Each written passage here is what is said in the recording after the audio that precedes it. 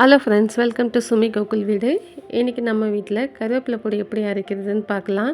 இன்றைக்கி நான் 2 பிடி கருவேப்பிலையே நல்லா அலசிட்டு தலை இல்லாமல் ட்ரை பண்ணி எடுத்துருக்கேன். இதை வெறும் வானலியில் போட்டு அப்படியே ஃப்ரை பண்ணி எடுத்துக்கலாம். அதில் இருக்கிற தண்ணி போகிற வரையில் நம்ம அதை ஃப்ரை பண்ணிகிட்டே இருக்கலாம்.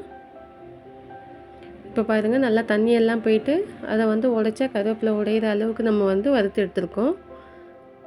அதை எடுத்து தனியாக வச்சுட்டு அந்த கடாயில் இன்றைக்கி நான் கருப்பு உளுந்து, முழு உளுந்து 2 ஸ்பூன் எடுத்துருக்கேன். இதோட 1 ஸ்பூன் கடலைப்பருப்பும் சேர்த்துக்கலாம். இது கொஞ்சம் வறுத்ததும் 2 ஸ்பூன் எள்ளு சேர்த்துக்கிறேன்.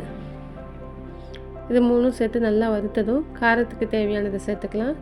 இன்றைக்கி நான் காரத்துக்கு 3 காஞ்ச மிளகாய் சேர்த்துக்கிறேன். காஞ்ச மிளகாய், 1/2 ஸ்பூன் மிளகு, 1/2 ஸ்பூன் சீரகமும் சேர்த்து நல்லா வறுத்து எடுத்துக்கலாம். இது எல்லாம் வறுந்ததும் கொஞ்ச நேரம் ஆறட்டும்.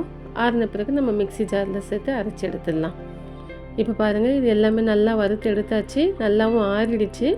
இதை மிக்ஸி ஜாரில் சேர்த்துக்கலாம். இதோட கொஞ்சமாக பெருங்காய பொடியும் கொஞ்சம் ஒரு 1/4 ஸ்பூன் கல் உப்பு சேர்த்து அரைச்சிக்கலாம். இதை ஃபைன் பவுடராக அரைக்காமல் கொஞ்சம் கொரகொரப்பான பவுடராக அரைச்சிக்கலாம். இந்த பொடியை அரைக்கும் போது நல்ல மணமாக இருக்கும்.